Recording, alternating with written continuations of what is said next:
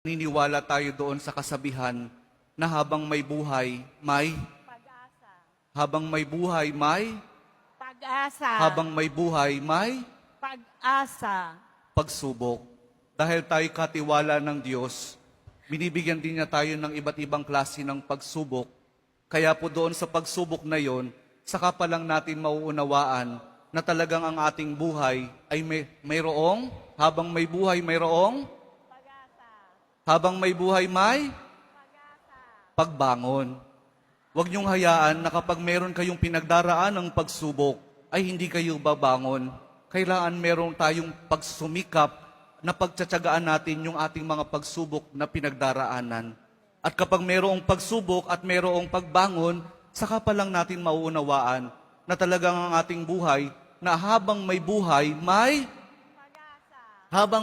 may pag-ibig. Ang pag-ibig na nagmumula kay Jesus lamang sa ating mahal na poong Jesus Nazareno. Dahil doon, kapag naunawaan natin itong mga bagay na ito, na habang may buhay, may pagsubok, may pagbangon at may pag-ibig na nagmumula lamang kay Jesus, saka pa lang natin mauunawaan at matatanggap na talagang habang may buhay, may ayaw nyo nang sumagot. Pag-asa. Sapagkat hindi po tayo ipapahiya ng pag-asa na nagmumula sa ating mahal na poong Jesus Nazareno. Amen?